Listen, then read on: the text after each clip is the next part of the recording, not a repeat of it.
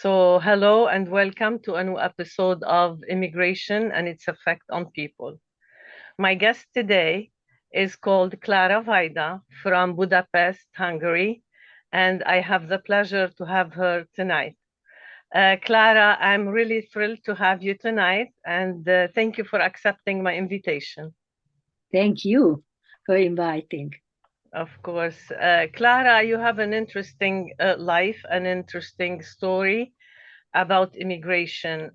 Can you take us a little bit back when you left Budapest? And when you hear the word immigration, what comes first to your mind? What feelings, what thoughts?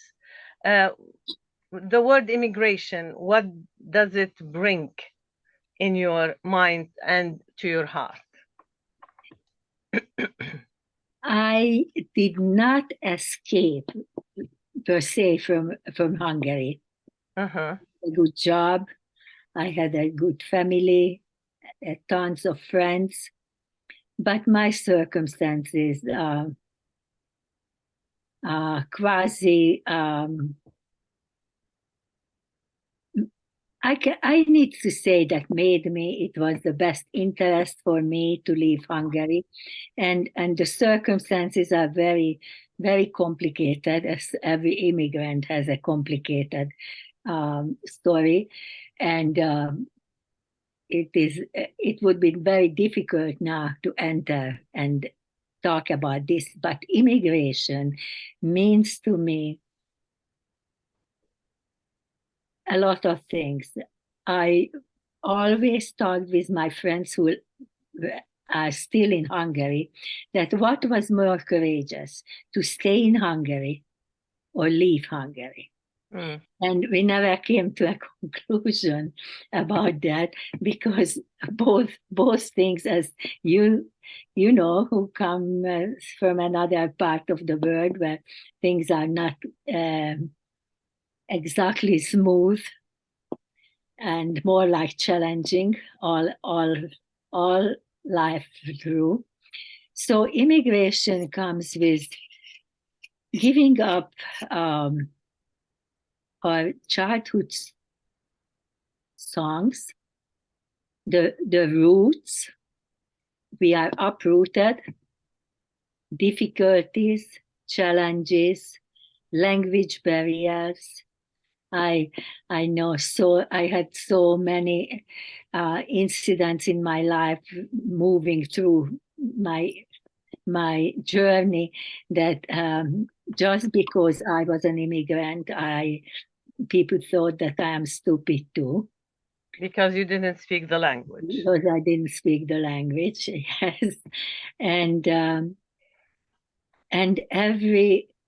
every single one of us had to endure something in our previous life. Even it was some way successful. I had a very good job. Mm-hmm. So, having said that, how was the transition to the first country you moved to? How So was it? The cultural one shock?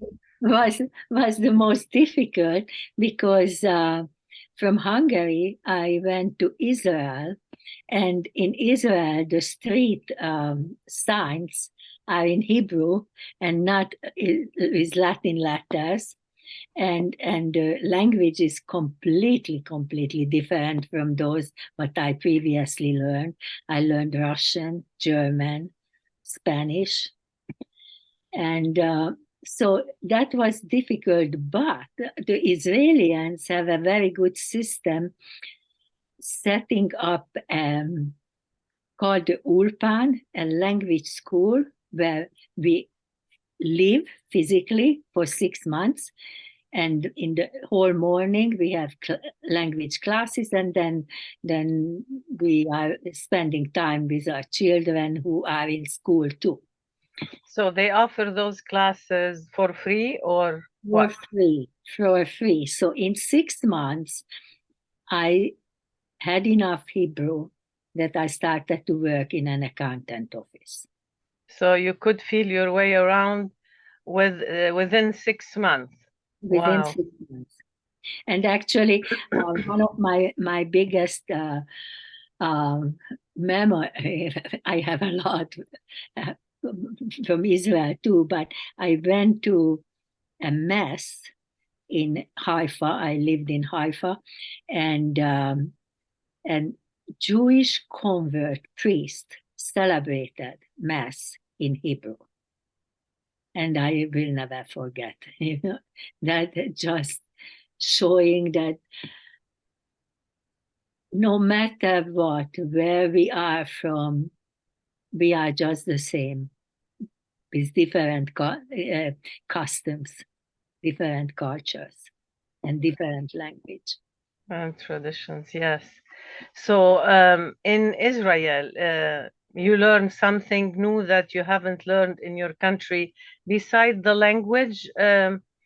How was your day-to-day life? How did you adapt? What was the biggest barrier over there for you?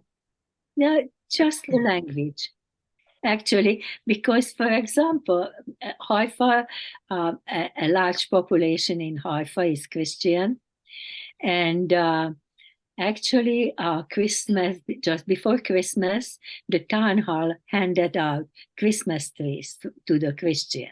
Mm-mm.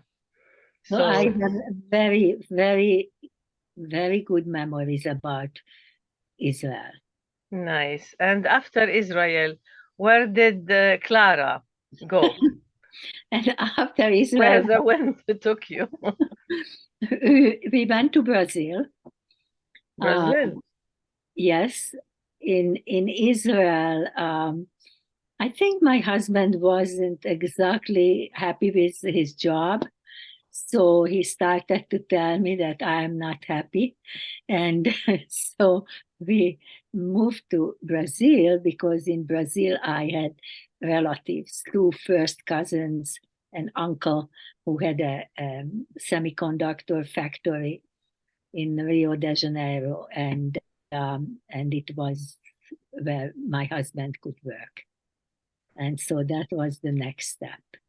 And the first we were there about 3 months, and I got pregnant with my third child, and then my husband lost his job Wow. because interesting that the Brazilian government decided that they don't want the multinational companies to take money out from the country. Oh, And this factory had German partners, and they immediately pulled out. wow. What a shock for a Mhm. family that newly moved over there. So, how did you deal with this huge change, like financially, socially? Did you speak Spanish before you went to Brazil? No, they speak Portuguese. No, Oh, I didn't. I knew some Spanish, and it's very similar, but not in a level that I would be able to talk. I yeah. understood a lot. Oh, okay. So, but different dialect. So, And how did you deal with this, with these periods? my children went to an private school, an American school, and they learned English. And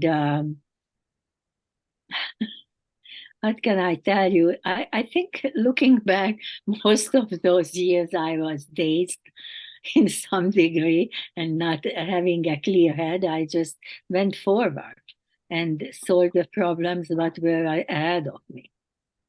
So I'm hearing you saying that you didn't have time to fathom what's going on or to sit down and think, oh, now I'm in a new country. You just took it day by day. You didn't have time to mourn the loss of the anything or grieve or get depressed.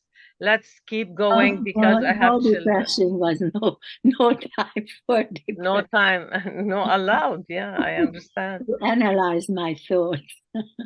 Yeah, and how did that affect you? You know? And I still want to point out something what was very significant. Then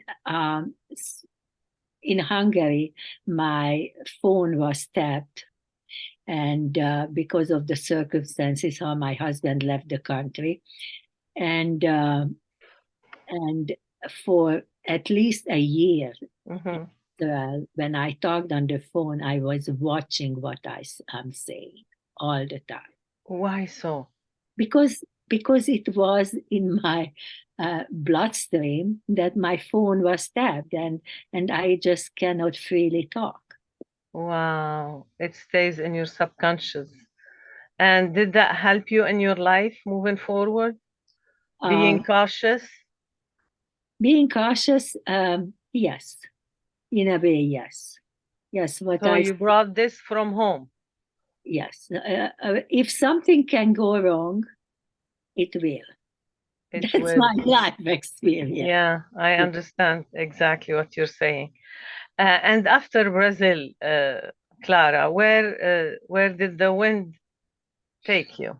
So my husband was fluent English, and in 3 months found a job and with an American company, Boros, and Boros built a factory in Brazil, and so my husband got a job. They hired in Brazil about 20, 30 engineers, Mm. rode to Irvine, California for training, for 9 months training.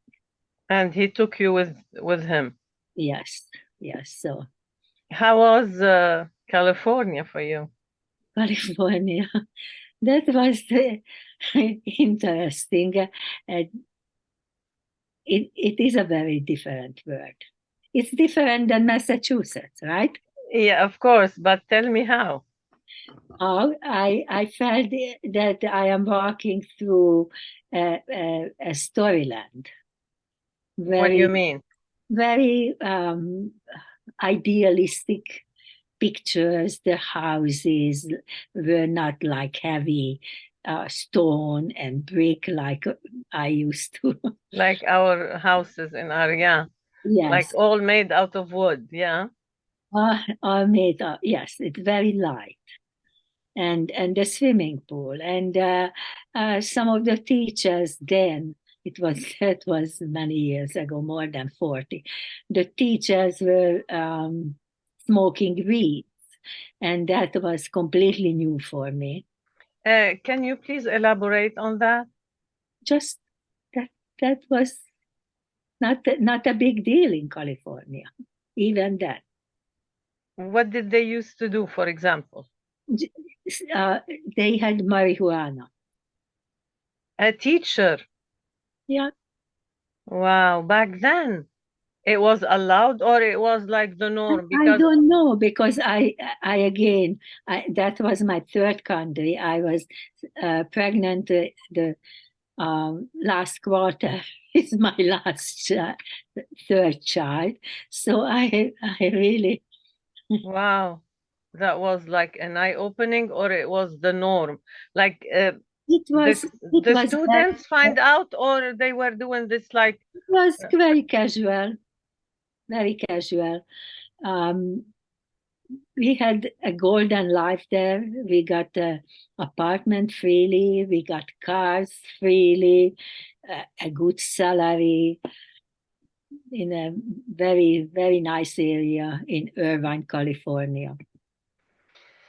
Clara, many viewers now who are listening to this, they have like itching question about that, as I have, because I used to be a teacher. I'm a former teacher, and I know that as a teacher, I have to be exemplary in all manners, in every single way. So when you mentioned that the teacher used to smoke marijuana, was it outside of the classroom, in front of the students?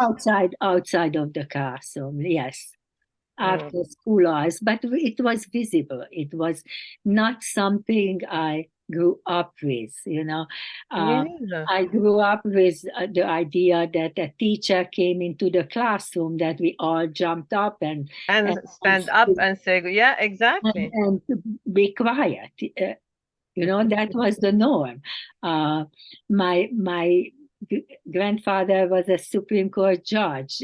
He was a well respected person and always behaved that got got the respect. So I grew up with a lot of discipline, and that was not the case in California. Yeah, you remind me, something happened to me when I first came in to Massachusetts. I had to fix something in my house and I called the handyman. So when he came in, I said, Mr. John, please. He said, excuse me, Mr. I'm not Mr. Please call me John. And I thought that I'm doing something right by respect, you know. So the casual way and the friendly way to speak with like the elderly and the higher authority, it was also something that I got to get used to it, you know. So I got used to it because my children, and this town I live 40 years now, they call me Klara.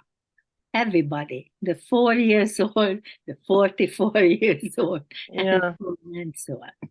yeah. And how does that make you feel? But no problem. No No. problem. You got you got used to it.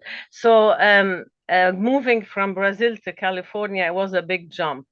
And you mentioned that some of the things, like you were saying, were different. And what else can you tell me about your immigration to California other than those cultural traits? That was another significant. I have another significant memory that we ran into two couples with children who were Hungarian immigrants, but they left way before, probably in after the 1956 revolution, and. What I learned about them, that those were not kind of people I want to be associated with, and probably in Hungary I would not, and realized that how much I am craving uh, to be with people who perhaps understand. I don't have to explain my life because they grew up with similar circumstances and they understand. I don't have to explain why, what happened when my whole family was deported and overnight we lost everything. People knew about that. So that, yeah, that like stain you, so bruise you somehow. Okay, so is there anything you can tell us about your feelings going from Israel to Brazil to California? It was an adventure. It was a life of ambition and accomplishment, and you were happy because you were raising a family. But It was between not my ambition. I mean, so now we're talking. So Clara, what are the feelings that you were so, experiencing so that you know all what? the time? We moved every 3 years, and every 3 years, a new continent, a new town, a new language, a new school system. Again, I did not have much time to think about anything, but going forward and make sure that my children are not lacking anything. So basically, you rolled with the punches, but sitting down now, thinking back, do you remember what feelings were lingering in you? They were feelings for many, many years that life is very difficult and I carry the globe on my shoulders. But it later turned out to be that that was not because of the immigration. It was because of my family circumstances. But today, being as old as I am now, I only can say that no regret, and I have an incredible rich life. Nice. So following the husband was actually a good thing for you. That strengthened your, It turned out to be a good thing for me, yes. yeah, and the beginning we don't know, we just follow. And then we find out that, wow, it was a good thing that built something in me, built my character. Or people, they say, oh, without all these experiences, I wouldn't be who I am now, if they're proud of who they are. It seems that this is your case. Okay. Klara, do you want to tell me something specific about immigration or migration for people who immigrate or migrate from a city to another? Um, what is the first thing that you can tell them based on your experience, like an advice? If I would meet with somebody who is just new in this country, Yeah, or people who would like to immigrate based on your experience, what would you tell them? What would be your advice? that learn the language, because that's very helpful to assimilation to the customs and what goes and what doesn't. And this is one thing what I don't understand in this country, that uh, not it is not mandatory to learn English in this country for immigrants, because I know how much it helped me. When I came here, I have very limited English, and so I joined in my church to a group. What job was to greet people when they come into Sunday mass. And I was able to say good morning and how are you and these things. And slowly but surely, people came up to me and they talked to me, and so I have 2,000 contacts on my cell phone as a result. That's very encouraging. That means they need to find a community, and building friendship, it's not difficult. That's what you're saying. That's not difficult, because we can find in every country a, a, a number of people who are thinking the very same way as we do, and are passionate about something, what we are passionate about. I see.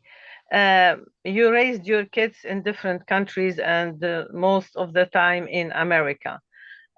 Looking back, would you regret raising them here, or you would have preferred for them to be raised in Hungary? No, there is no regret.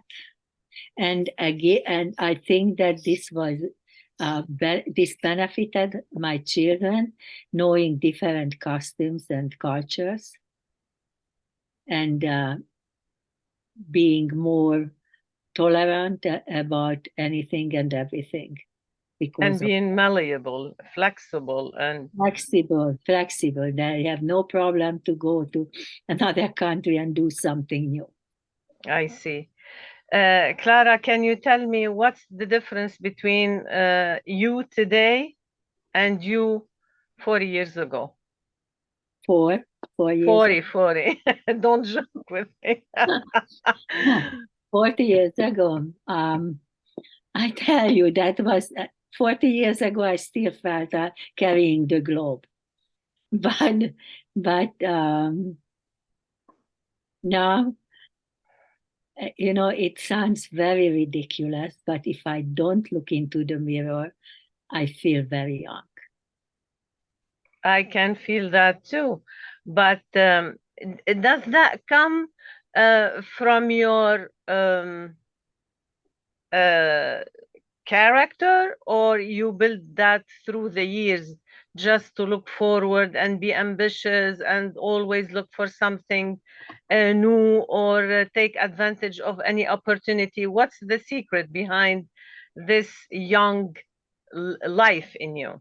I think that how my parents survived tremendous times during the communist era, and how cheerful they were. And just looking back, they never complained, and always encouraged us to learn about everything and look into everything. Nice. Don't So close up. immigration. immigration is good for anyone who wants to improve in their life, even though they're gonna, you know, sometimes walk on eggshells or go through the hassle of knowing every single process. But knowing the language would facilitate their life, would make their life easier. Um, I need to tell you this because that's very much part of my life. So when I came here, uh, we came here from Brazil with diapers, three suitcases of diapers and summer clothing, and of course here was winter soon after that, um, and and I needed to be associated with people. And here, as you know, this area, there is not much public transportation. So anyway, somebody asked me if I would have time to clean her home because she's a cleaning lady and she going for her master's degree. I said sure, and I started to do that. And despite of the fact that in Brazil I had a living maid, because in Brazil, most everyone who works hard, not and educated, has a live-in maid. So anyway, I started to do that, and that also helped me to get into society a great deal. I wow, learned more in my life than ever before by cleaning other people's homes. wow. You And, yeah. how did you learn about how they live, or you built a friendship with them, or you A get to little enlarge friendship, yes. Some sort of friendship, yes. through this kind of job? Yes. And there Uh, are people who, 36 years later, my very best friends. wow. So it was a good thing. You didn't look at it as, oh, I had a maid and I used to live the best life. I'm not gonna clean houses. And I found that in America, they honor every single job. Anything that makes you a dollar or a penny to live comfortably and with dignity, they honor it and they respect it. And I respect this a lot. I asked one of my students one day, I used to teach ESL for adults. I said, what do you do during the day? Because it was at night. She said, oh, I clean houses and I have my own business. And I said, oh, wow, that's a good thing. And how much do you charge people per hour? She said $35. $35 is exactly how much a teacher can get in the United States per hour. Even if you have your master's or doctor, if you're a teacher, you cannot get more than $35 per hour. Yeah, I So know. that, Was my best hourly rate. And I was 57 and went back to school and became a family law paralegal. And I never got close to that, what was my last hourly rate when I was cleaning houses. exactly, exactly. It's very lucrative in here because when I asked, I said, "Wow, in Lebanon, people they have maids." They said, "Yeah, here you're only maid." And believe it or not, we don't clean a lot in these houses because when I first came, I had the same impression as you. I felt like I'm living in a doll house. I can even build it myself. Um, anyway, Clara, we're almost close to wrap up our meeting. Is there anything you wanted to say or something like a question that I haven't asked you? What would you like to say Going today? back just about what would I say to a new immigrant, that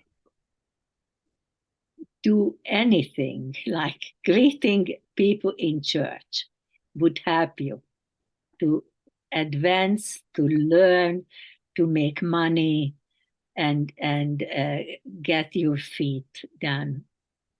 Yeah, to enlarge your network because you need people around you. Yes. Um, what was the first factor that helped you other than your self-awareness and self-motivation in life? Um, who encouraged you? What was the first motivation and that made you think, I have to do this, I have to do that? Did you find any Hungarian community when you first came? I No? didn't look for it. No. We You didn't look for it. later on we met with a few Hungarian families, but our goal was always to learn the language and learn about the local custom. So when you said I didn't look for it, it sounds a little bit, uh, I don't know how to say that. Why wouldn't you look for your community? Because I didn't leave Hungary for looking for Hungarian friendships. I still have my 17 of my high school classmates. We are friends. We are daily communicate. And I have friends here.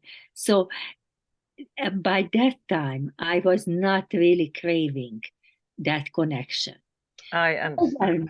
Furthermore, that time calling another country was a little bit less expensive because first it was 3 minutes were, I don't know if you remember, 3 minutes cost a lot of money. And then slowly but surely we were able to communicate in different ways. Not Beautiful. computer. Um, Clara, I look around me and I see people from different countries. Let's see Brazilian. They seek a Brazilian community in the United States. They said we cannot feel comfortable or like satisfied or maybe at ease unless I found people like me who look like me, who speak the same language, so I can assimilate and I can adapt easily in a new country. So that didn't happen to you because it was your choice. Yeah, that was my idea. Being an immigrant is not. Um, Let me tell you another example. When I go out to a restaurant, I always order something what I cannot cook at home. I cook at home. Oh, Why that's would I you. go Yeah, out? You know, that's the same thing. I understand. I understand. You're not here to make friendship and you're not here to feel comfortable within your community because you're self-satisfied, you're looking to learn something new in life. Not everybody's like you. Because let me tell you, every guest that I met, they told me, find a community where people like you first, then you can go out to the world. You're the first one who's saying find a community, and but it's not necessarily to be your own, or people You who know look what like. else? But people deprive themselves that uh, because I went out and I was open for meeting with other with Americans, they started to invite us to their home. Mm, And that is much more enriching than getting together with with Hungarians, what I can do anytime if I want to. But that was very enriching wow. and very comforting that people embraced us. Wow. Clara, we can learn a lot from your experience because you actually incarnate the word citizen of the world by all meaning. So it's very refreshing to find somebody like you. And I'm sure that you're inspiring a lot of people just to be tough and keep going. And as you said, there is no time to mourn the loss. There is no time to get sick or depressed. You have to find any opportunity to move forward. We need to dig in because we have a lot within us and share and we get a lot back. You mean by giving? Yes. Klara, thank you. It's been a pleasure, and I want to wish you a great night. Thank you so much for Thank your you. time. That was so much fun. Thank you. Thank you. Have a good week. You too. Bye bye. Bye.